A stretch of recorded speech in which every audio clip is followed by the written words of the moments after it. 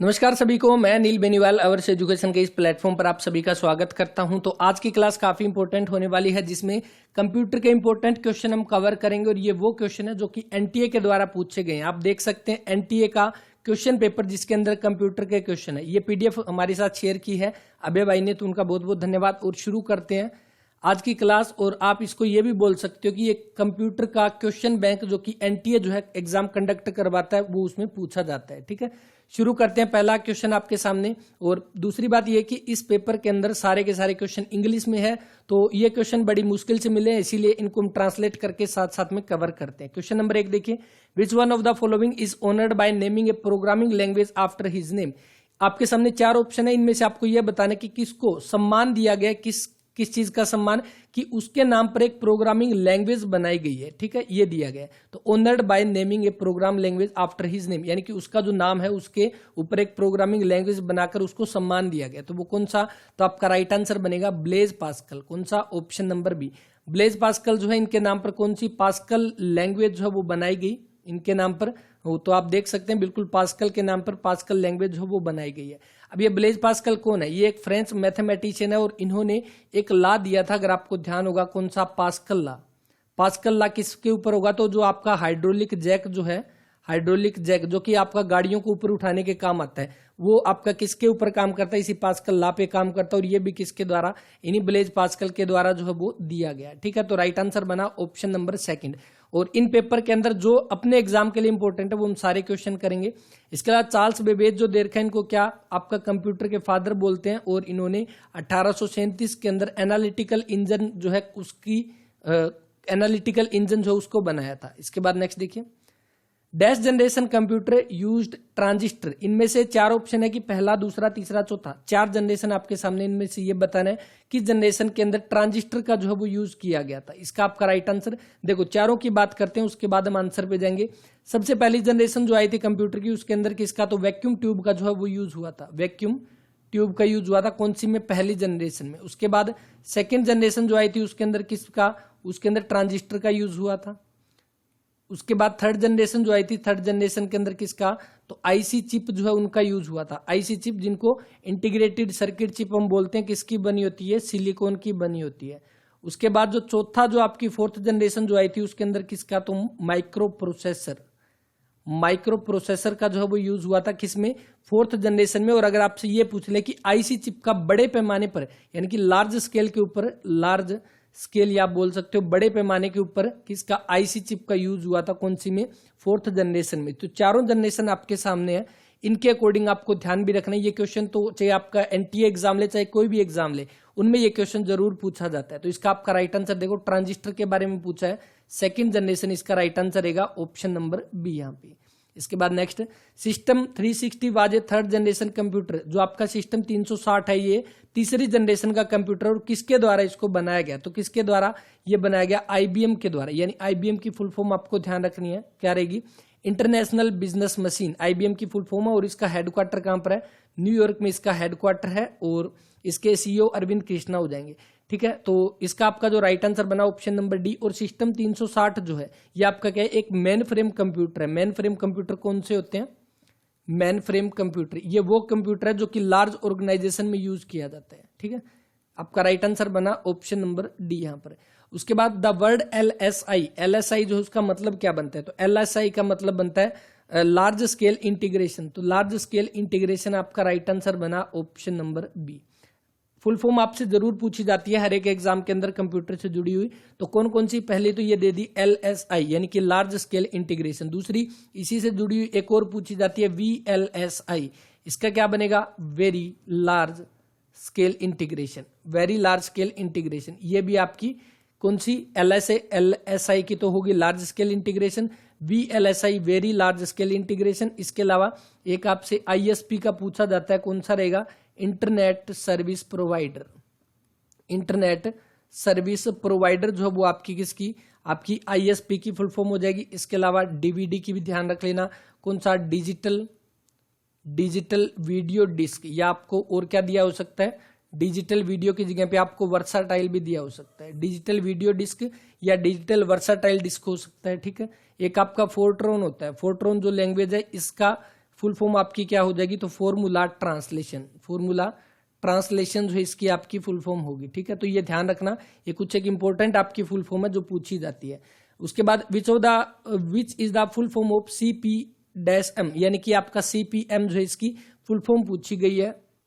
तो इसकी आपकी फुल फॉर्म क्या हो जाएगी, इसका हो जाएगा आपका control program for micro processor. Option number A जो इसका वो राइट आंसर है। ठीक है, control program for micro processor इसका आपका फुल फॉर्म हो जाएगी CPM की। इसके अलावा DOS की भी ध्यान रख लेना, क्या हो जाएगा, डिस्क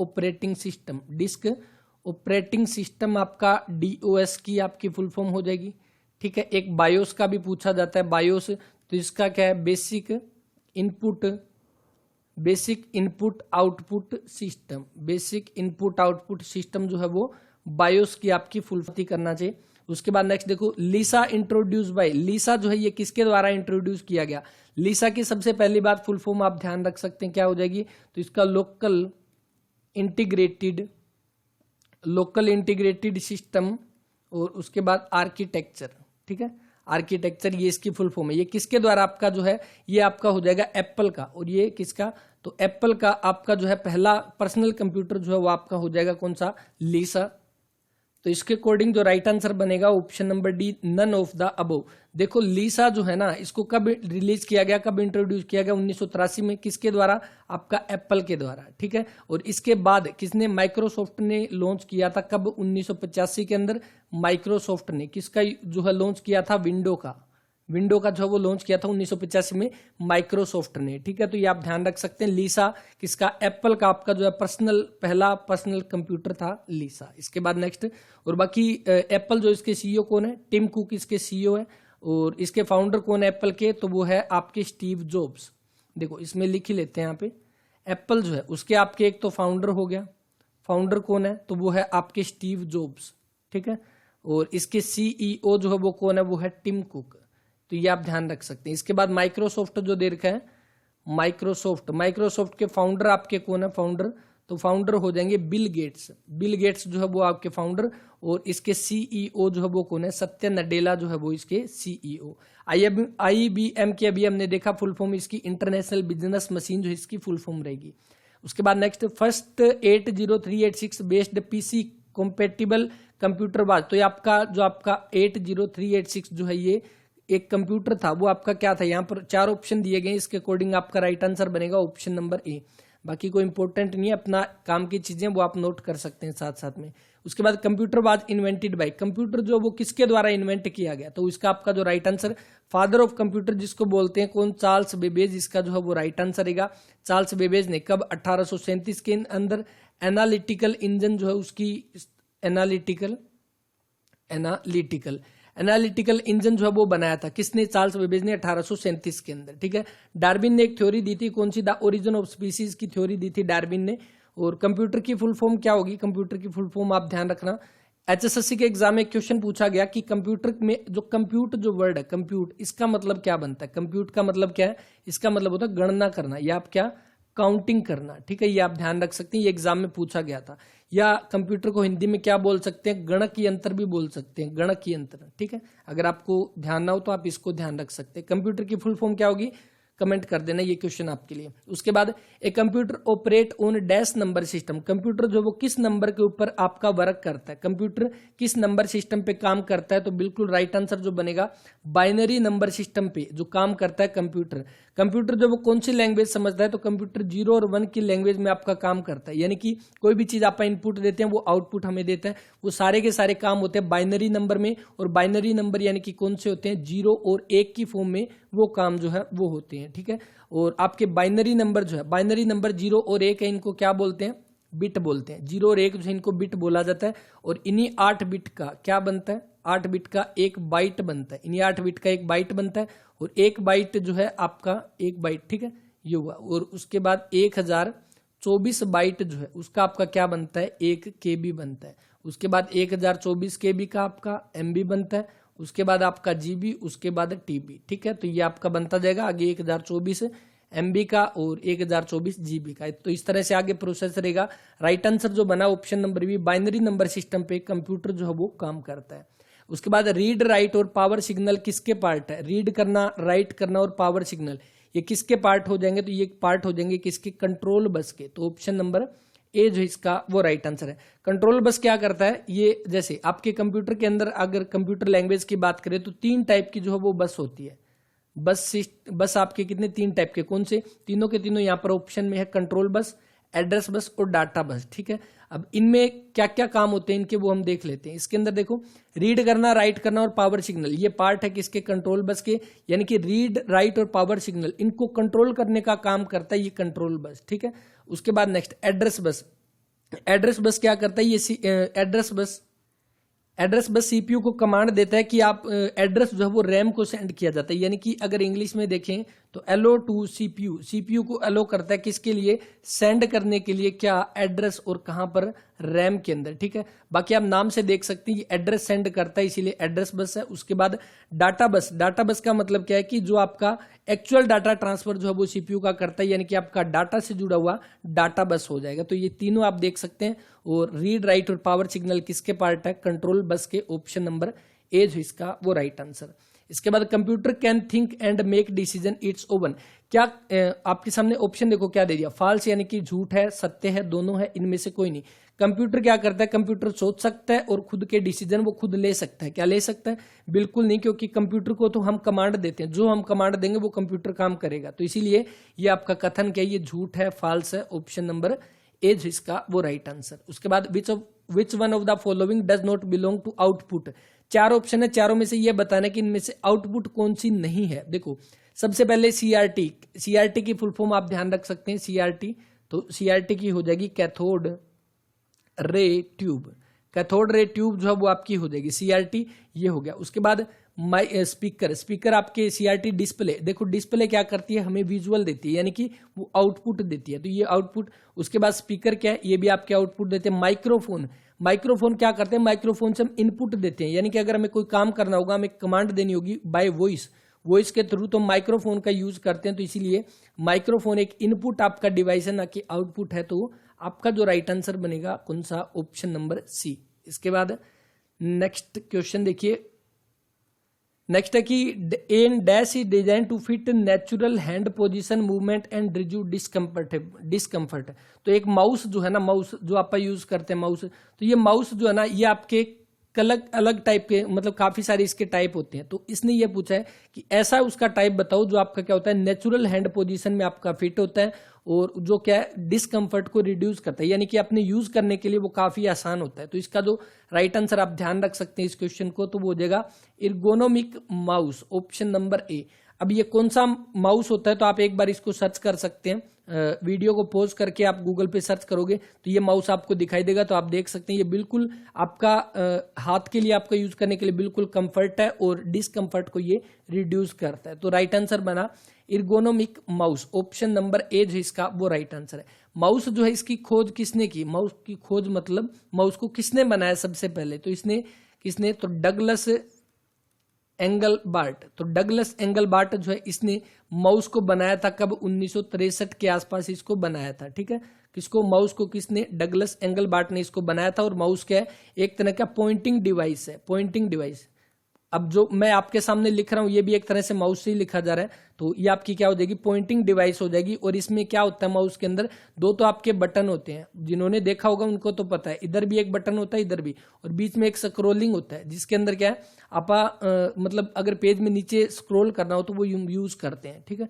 तो इसका आपका जो राइट आंसर हो जाएगा ऑप्शन नंबर ए। और बाकी जो लेफ्ट और राइट, इसके अंदर आपके माउस के अंदर एक तो लेफ्ट बटन होता है और एक आपका राइट बटन होता है, बीच में स्क्रोलिंग का बटन होता है, ठीक है। तो जो लेफ्ट बटन होता है ना, ये किस काम आता है, क्वेश्चन तो जरूर पूछा जाएगा इस तरह का कि लेफ्ट बटन जो है वो किस काम आता है, तो वो ऑब्जेक्ट को सिलेक्ट करने के काम आता है, ऑब्जेक्ट को सिलेक्ट करने के काम आता है। दूसरा राइट बटन जो वो किसके काम आता है, तो वो प्रॉपर्टी चेक करने के लिए, प्रॉपर्टी चेक करने के लिए यूज किया जाता है आपका राइट बटन, ठीक है। तो इसका राइट आंसर ऑप्शन नंबर ए, एर्गोनोमिक माउस, जो कि आपका कंफर्ट रहेगा। उसके बाद speed and movement direction of a computer mouse can be measured.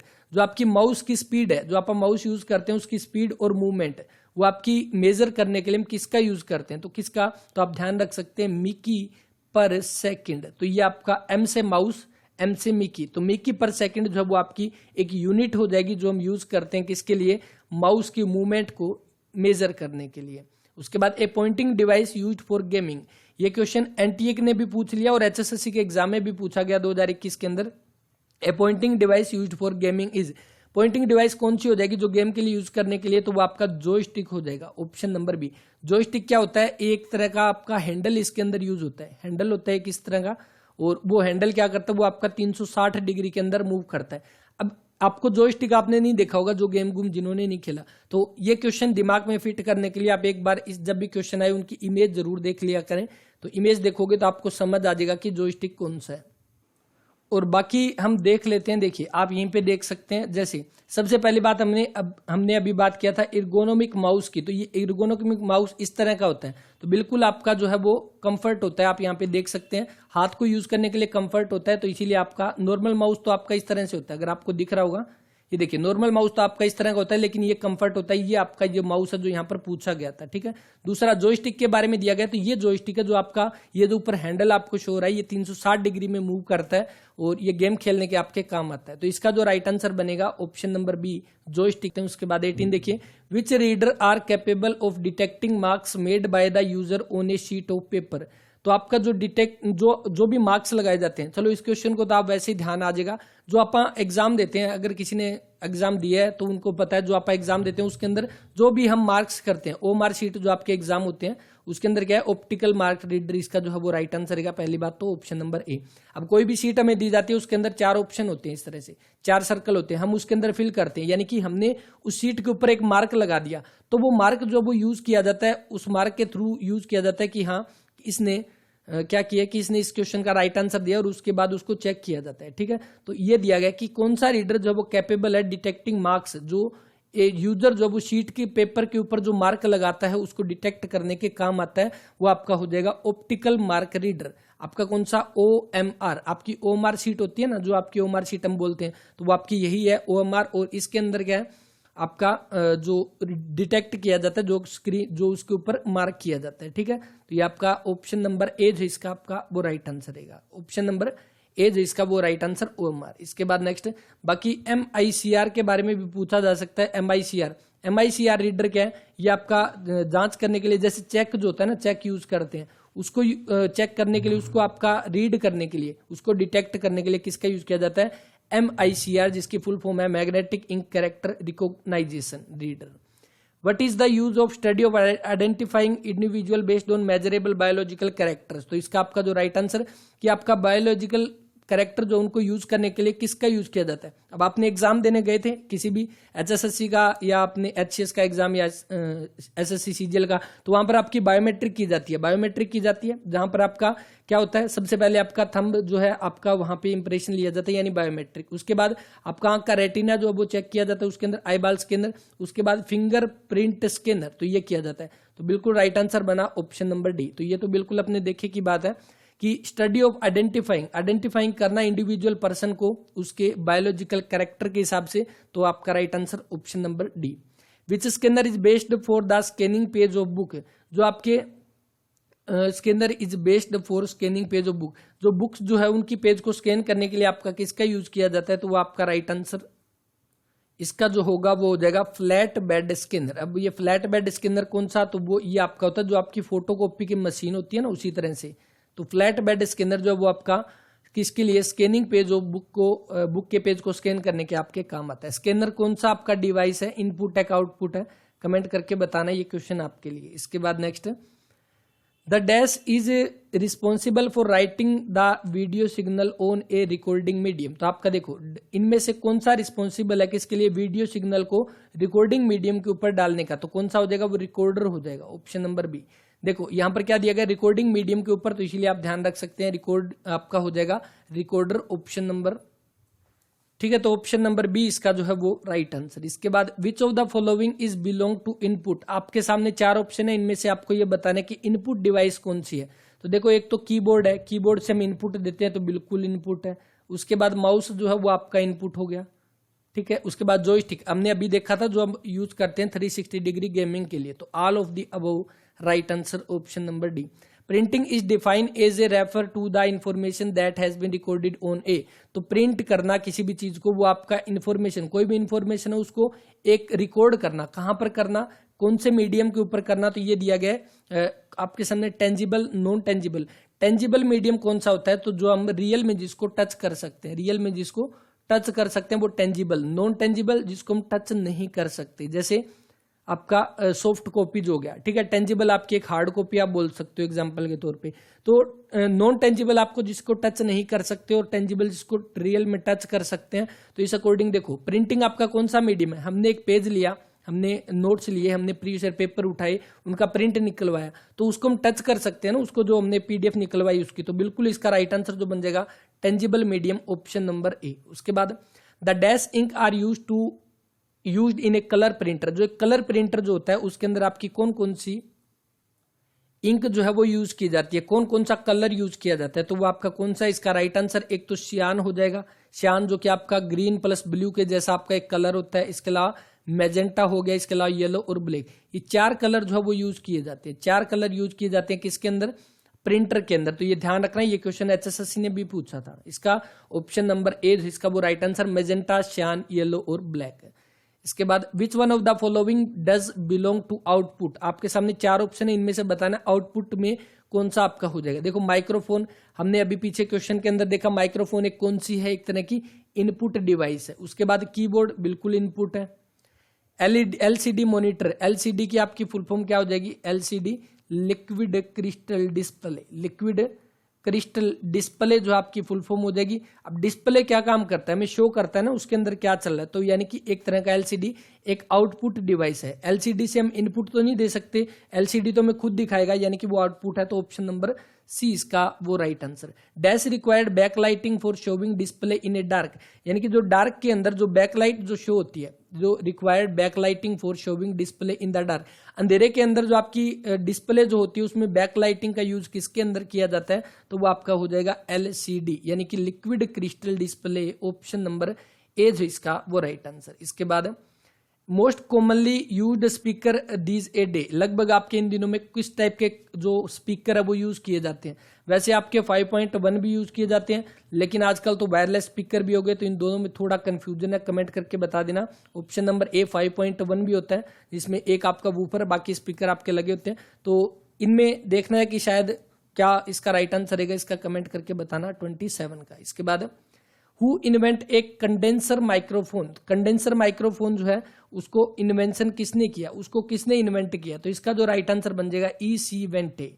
EC. वेंटे जो है वो right answer, option number C, ठीक है। इसके अलावा एडिसन जो है, थॉमसन एडिसन ने किसका आविष्कार किया, बल्ब का किया था, याद होगा ना आपको बल्ब का। जेसी बोस, जेसी बोस जो है इन्होंने किसका आविष्कार किया, इन्होंने किया क्रेस्कोग्राफ, क्रेस्कोग्राफ, अगर इसको इंग्लिश में लिखें CRESCO, क्रेस्कोग्राफ। अब ये क्रेस्कोग्राफ क्या होता है, जो आपके पौधे जो होते हैं ना, पौधे उनकी ग्रोथ, उनकी वृद्धि को मापने के लिए यूज करते हैं। क्रेस्कोग्राफ का किसने, जेसी बोस ने इन्वेंट किया था। विच is the microphone which is commonly used in telephone, telephone के अंदर जो आपका कॉमनली माइक्रोफोन यूज होता है वो कौन सा होता है, तो वो आपका हो जाएगा कौन सा, डायनेमिक माइक्रोफोन। ऑप्शन नंबर ए। देखो माइक्रोफोन के भी आगे फर्दर टाइप है, कौन कौन से कहां पर यूज किए जाते हैं। कार्बन माइक्रोफोन, ये कौन से जो पुराने टाइम में पुराने फोन में यूज होते थे वो कार्बन। और कंडेंसर जो है आपका कौन सा, डायनामिक कंडेंसर, ठीक है। इसका आपका राइट आंसर कौन सा होगा, देखो ध्यान से, commonly used in telephone, telephone में आपका कौन सा, कंडेंसर माइक्रोफोन यूज किया जाता है, ऑप्शन नंबर बी, ठीक है, ऑप्शन नंबर बी। क्योंकि डायनामिक कौन सा है, डायनामिक तो जो आपके लाउड स्पीकर के अंदर यूज किए जाते हैं, लाउड स्पीकर के अंदर, लाउड स्पीकर जहां पे माइक और जो प्रोग्राम होते हैं ना, जहां पे माइक यूज होते हैं वो होते हैं आपके डायनामिक। तो टेलीफोन में आपका होता है कौन सा, condenser microphone, option number B. Conventionally floppy disk is assigned the alphabet, floppy disk जो होती है उसमें आपके कौन से अल्फाबेट जो है वो आपके दिए जाते हैं। अब जो कंप्यूटर या लैपटॉप यूज करते हैं उनको तो इसके बारे में पता है कि अल्फाबेट का मतलब क्या है। देखो इसको हम समझते हैं। आपके पास अगर कंप्यूटर है तो आप उसको ओपन करोगे तो आपके सामने यहां पर दिखाई देगा, देखिए जैसे लोकल डिस्क सी, उसके बाद डी, उसके बाद ई और उसके बाद एफ। जो आपका लोकल डिस्क सी है इसको क्या है, इसको चेंज नहीं कर सकते, ये आपका कह सकते हैं कि इसको चेंज नहीं कर सकते, और इसको विंडो अगर करनी होगी तभी इसका सारा डाटा रिमूव हो जाएगा। इसको लोकल डिस्क सी हो गया। उसके बाद जो आपकी हार्ड डिस्क जो है उसको किससे डिनोट करते हैं, उसको किससे रिप्रेजेंट करते हैं, डी, उसके बाद आपका सी के बाद आपका लगभग डी ई एफ जेड तक जितनी भी आपके जो आपके बनेंगे यहाँ पे वो सारे के सारे आपके हार्ड डिस्क को रिप्रेजेंट करेंगे। ठीक है, तो देखो डी के बाद के सारे हार्ड डिस्क को, ये लोकल डिस्क सी हो गया। तो यानी कि आपका ऑप्शन के अकॉर्डिंग देखो ए आपका बचा ना ए, तो अगर आपको ऑप्शन में ए एंड बी दे रखा हो तो ये किसके लिए रिजर्व होते हैं, ए और बी, तो ये रिजर्व होते हैं किसके लिए, फ्लोपी ड्राइव के लिए। तो राइट आंसर जो बना कौन सा, ऑप्शन नंबर ए जो इसका वो राइट आंसर है। इसके बाद which is not a storage device, एक स्टोरेज डिवाइस नहीं है, आपको ये दिया गया CD.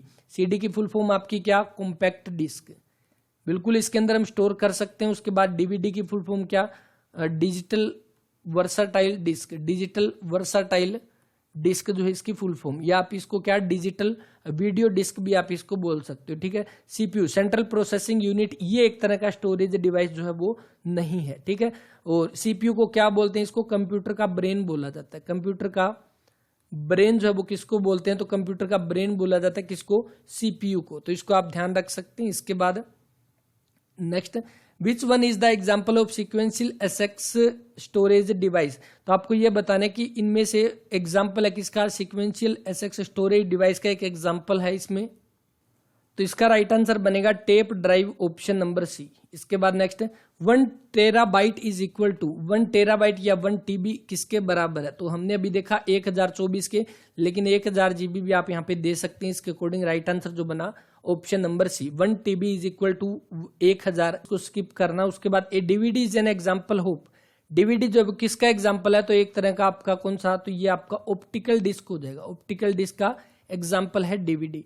Which of the following does not store data permanently, permanently data store कौन नहीं करता, तो इसमें आपका राइट आंसर देखो, रोम जो है उसको क्या बोलते हैं, read only memory, read only memory. इसमें क्या है, आपका डाटा परमानेंट होता है, सिर्फ इसको रीड कर सकते हैं, आप चेंज नहीं कर सकते। उसके बाद रैम जो है उसको क्या हो जाएगा, random access memory, random access memory जो इसकी फुल फॉर्म। उसके बाद पी रोम, ये रोम जो है ना इसी का आपका एक टाइप है जिसको पी रोम बोलते हैं, यानी programmable read only memory, read only memory, ये इसकी फुल फॉर्म है। तो आपका हार्ड डिस्क हो गया। तो इसके अकॉर्डिंग राइट आंसर देखो, रैम क्या कर सकती है, इसमें आप चेंज भी कर सकते हैं, तो इसमें डाटा परमानेंट नहीं होता, ऑप्शन नंबर बी इसका जो है वो राइट आंसर। इसके बाद नेक्स्ट है कि magnetic disk is an example of, magnetic disk जो है वो किसका एग्जाम्पल है, तो एक तरह की आपकी कौन सी मेमोरी है, तो आपकी सेकेंडरी मेमोरी हो जाएगी, ऑप्शन नंबर ए। देखो मेमोरी कितने टाइप की होती है, मेमोरी आपकी दो है, एक तो प्राइमरी होगी, ठीक है, एक आपकी सेकेंडरी होगी। अब कौन कौन सी प्राइमरी मेमोरी में आपके कौन आते हैं, एक तो रैम और रोम जो ये प्राइमरी मेमोरी में आते हैं, और बाकी आपके किसके अंदर, सेकेंडरी में। तो आपकी मैग्नेटिक डिस्क एक तरह की सेकेंडरी मेमोरी है, option number A. Floppy disk is an example of, floppy disk किसका एग्जाम्पल है, तो अभी हमने बात किया किसका, सेकेंडरी स्टोरेज आपका डिवाइस हो जाएगा floppy disk, option number B. Compact disk आपका क्या है, तो कॉम्पैक्ट डिस्क आपका read only memory, write only memory, read and write, तो इसका राइट आंसर जो बनेगा ऑप्शन नंबर सी जो इसका आपका वो राइट आंसर। ठीक है, अब जो सीडी जो है उसके आपके 3 भाग होते हैं, कौन कौन से होते हैं, एक तो आपका सीडी रोम होता है, सीडी रोम, एक आपका सीडी, सेकंड देखो, एक आपका सीडी राइट होता है, ठीक है, राइट हो गया, एक आपका सीडी आरडब्ल्यू यानी कि री राइट होता है, री राइट होता है। ठीक है, तो यानी कि आपका देखो CD ROM, CD right, CD आपका री राइट, तो इस अकॉर्डिंग रीड और राइट मेमोरी होता है, ऑप्शन नंबर सी इसका right answer. All modern computer operate on, all modern computer जो वो किसको ऑपरेट करते हैं, information data instruction, all of the above, option number D. Internal memory in A CPU is nothing but, तो internal memory जो होती है CPU के अंदर वो कुछ भी नहीं होती, लेकिन क्या होती है, वो सेट ऑफ रजिस्टर होती है, सेट ऑफ रजिस्टर होती है इंटरनल मेमोरी, तो ऑप्शन नंबर ए जो इसका वो राइट आंसर। इसके बाद the difference between the memory and storage is that is the memory is, ठीक है, देखो एक मेमोरी होता है, एक स्टोरेज होता है, ये दिया गया, तो इनमें ये दिया गया कि इन दोनों के बीच में आपका क्या रिलेशन है। सबसे पहली बात, मेमोरी जो है वो आपकी क्या होती है, मेमोरी आपकी शॉर्ट टर्म डाटा होता है, शॉर्ट टर्म यानी कि मेमोरी आपकी एक तरह का शॉर्ट टर्म यानी कि टेम्परेरी होती है। ठीक है, मेमोरी आपका क्या होता है, शॉर्ट टर्म डाटा, ठीक है, और स्टोरेज आपका क्या होता है, लॉन्ग टर्म डाटा। ठीक है, यानी कि आपका स्टोर अगर रख दिया तो वो लॉन्ग टर्म तक चलेगा, लेकिन मेमोरी आपकी शॉर्ट टर्म, यानी कि ये तो होगी टेम्परेरी, ये होगी परमानेंट, मेमोरी आपकी टेम्परेरी, ये परमानेंट। ठीक है, दूसरी बात, इसके बाद आपका कौन सा हो जाएगा, देखो ये शॉर्ट टर्म के लिए है, इसका मतलब यानी कि इसमें देखो अगर आपकी एक तो स्टोरेज हो गया, एक मेमोरी। मेमोरी जो है वो आपको किसी चीज को अगर याद करना हो तो आप मेमोरी बिल्कुल आसानी से कर सकते हो, स्टोरेज तो ढूंढना पड़ता है। तो इसीलिए मेमोरी आपकी फास्ट है, ये स्लो होती है, और मेमोरी आपकी वोलाटाइल है, ये नॉन वोलाटाइल। तो राइट आंसर जो बना option number D, all of the above जो इसका वो right answer. Which of the following is used as a primary storage device. तो प्राइमरी स्टोरेज डिवाइस आपका कौन सा है, तो हमने अभी बात किया था प्राइमरी आपका कौन सा होता है, तो एक आपका रैम होता है, एक आपका रोम होता है, ठीक है। अब रोम का जो है आपका पार्ट कौन कौन से हैं, तो रोम के भी आपके आगे पार्ट कौन सा, एक आपका पी रोम जिसको क्या बोलते हैं, प्रोग्रामेबल रीड प्रोग्रामेबल, देखो इसको नोट कर लेना, प्रोग्रामेबल रीड ओनली मेमोरी, ठीक है, ये इसकी फुल फॉर्म। उसके बाद पी रोम हो गया, इसके बाद ईपी रोम होता है। ईपी रोम का मतलब इरेजेबल प्रोग्रामेबल, इरेजेबल, ई का मतलब इरेजेबल हो जाएगा। उसके बाद प्रोग्राम रीड ओनली मेमोरी, ठीक है। इसका तीसरा पार्ट कौन सा, ईईपी रोम। तो ईईपी रोम का मतलब क्या है, देखो ईईपी रोम, तो इसका मतलब क्या बनता है, ई का इलेक्ट्रिकली, उसके बाद इरेजेबल, उसके बाद प्रोग्राम रीड ओनली मेमोरी। तो ये आपके किसके टाइप है, ये इसी रोम के। तो अब ऑप्शन देखो, इनमें आपको कौन सी प्राइमरी स्टोरेज डिवाइस दिखाई दे रही है, magnetic tape secondary, floppy disk secondary, लेकिन पी रोम आपका एक रोम का ही टाइप है जो कि प्राइमरी मेमोरी है। ऑप्शन नंबर बी इसका जो है वो राइट आंसर। इसके बाद which of the following memories need refresh, इनमें से कौन सी मेमोरी है उसको रिफ्रेश करने की जरूरत पड़ती है, तो वो आपका कौन सा हो जाएगा, तो वो आपका हो जाएगा डी रैम, यहाँ पे ऑप्शन नंबर बी, यहाँ पर डी रैम। अब रैम जो है जैसे अभी हमने बात किया रोम का, तो उसी तरह से रैम के भी आपके टाइप है कौन से, एक तो डी रैम हो गया, एक आपका एस रैम हो गया, डी रैम। तो डी रैम का मतलब आप क्या है, डायनेमिक, डी का मतलब डायनेमिक, और रीड रैंडम एसेक्स मेमोरी। उसी तरह से एस का मतलब स्टैटिक, ठीक है। तो इसका आप ध्यान रख सकते हैं। ऑप्शन नंबर बी जो है डी रैम जो उसको रिफ्रेश करने की नीड होती है, तो option number B right answer, ठीक है। अब एक तो रैम होता है, एक रोम होता है, इनमें कौन सी वोलाटाइल है, कौन सी नॉन वोलाटाइल है। वोलाटाइल का मतलब जिसको अपन चेंज कर सकते हैं, ठीक है। तो ये तो रीड ओनली मेमोरी है, इसको अपन चेंज नहीं कर सकते, तो ये नॉन वोलाटाइल मेमोरी है। क्वेश्चन डायरेक्ट पूछा जाता है कि आपके सामने कि रैम एक कौन सी मेमोरी है, वोलाटाइल है, नॉन वोलाटाइल है। तो ध्यान रखना है, रैम एक वोलाटाइल मेमोरी है, वोलाटाइल का मतलब जिसको परिवर्तन कर सकते हैं, ठीक है। और रोम जो है वो रीड ओनली मेमोरी, इसको ओनली रीड कर सकते हैं, चेंज नहीं कर सकते, तो इसीलिए आपकी नॉन वोलाटाइल मेमोरी है। व्हाट इज स्वैपिंग, स्वैपिंग का मतलब क्या है कि अदला बदली करना। स्वैपिंग का मतलब अदला बदली करना, सिम स्वैप करवाते हो यानी पुरानी सिम देकर नई सिम लेकर आते हो, तो स्वैपिंग का मतलब किसी चीज की अदला बदली करना। तो इसका आपका the process of moving data from memory, cache memory, और ये आपका इसका राइट आंसर बन जाएगा ऑप्शन नंबर डी, ठीक है।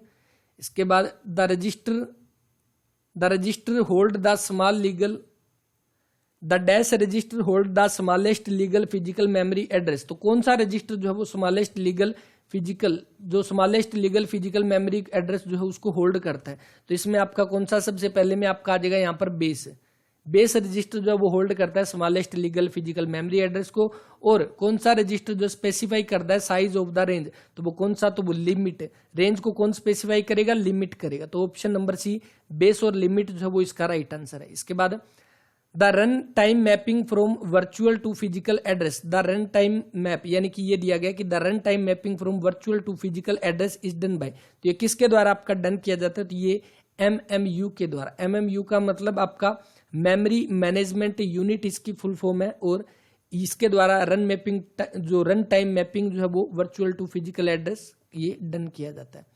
उसके बाद ASCII जो है ये किसको स्टैंड करता है, तो ये आपका हो जाएगा American standard code for information interchange. आपका राइट आंसर जो बना ऑप्शन नंबर बी।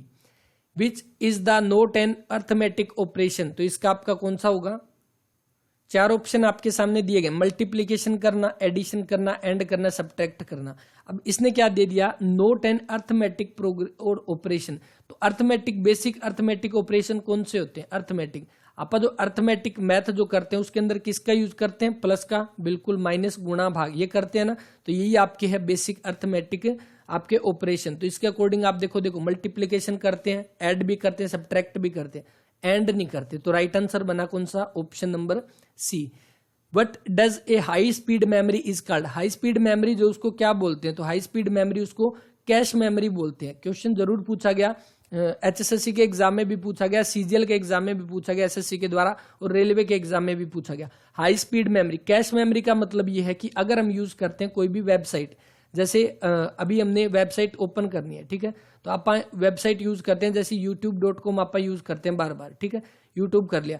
अब हम हर बार यूट्यूब को ओपन करते हैं तो यूट्यूब को लोड होने में टाइम लगता है, लेकिन एक कैश मेमोरी जो होती है एक तरह की, उसके अंदर क्या है, वो डाटा आपका स्टोर हो जाता है, डाटा स्टोर हो जाता है, ठीक है।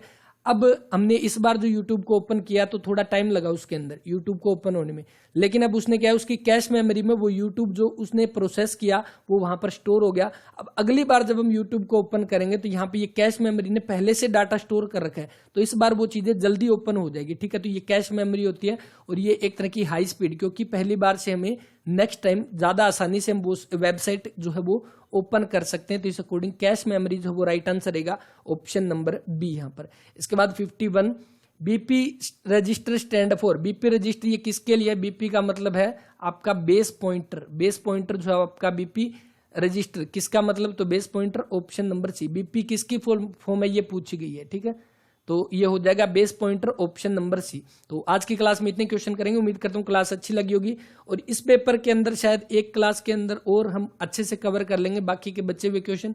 कुछ एक दो क्वेश्चन यहाँ पर बचे हैं, उनके आंसर में थोड़ा सा कंफ्यूजन था, इसीलिए वो क्वेश्चन हमने स्किप किए हैं, बाकी सारे के सारे क्वेश्चन हम अच्छे से कवर किए हैं। इसके साथ ही एनटीए बेस्ड क्वेश्चन है, और एनटीए बेस्ड क्वेश्चन जो है इनके बाकी बचे हुए क्वेश्चन भी करेंगे। तो इस वीडियो में इतने क्लास के बारे में अपना रिव्यू जरूर दें। तो इस तरह की क्लास को अगर कंटिन्यू रखना है तो हम बिल्कुल रख सकते हैं, और ये क्वेश्चन आपके हम अच्छे से कवर करेंगे, और ये जरूरी नहीं है कि एनटीए के एग्जाम में पूछे गए, चाहे एग्जाम एनटीए ले चाहे कोई भी ले, इनमें हम वो क्वेश्चन कवर कर रहे हैं जो, देखो क्वेश्चन आंसर तो हमने इसके अंदर किए, जो हमने डायरेक्ट क्वेश्चन के साथ आंसर लिखे है ना, वो क्वेश्चन ज्यादा इंपॉर्टेंट नहीं है। इंपॉर्टेंट कौन से हैं? जिनके बारे में हमने थोड़ा बहुत डिटेल कवर किया है, ठीक है, तो वो क्वेश्चन इंपॉर्टेंट है, वो आपके हर एक एग्जाम के लिए इंपॉर्टेंट है। वो हर एक एग्जाम में, चाहे एनटीए एग्जाम ले, चाहे एचएसएससी ले, चाहे आप एसएससी की तैयारी करो, हर एक एग्जाम में कंप्यूटर के क्वेश्चन ये इंपॉर्टेंट बनते हैं। तो इस वीडियो में इतना ही, और मिलते हैं नेक्स्ट वीडियो में। क्लास के बारे में अपना रिव्यू जरूर दें। धन्यवाद।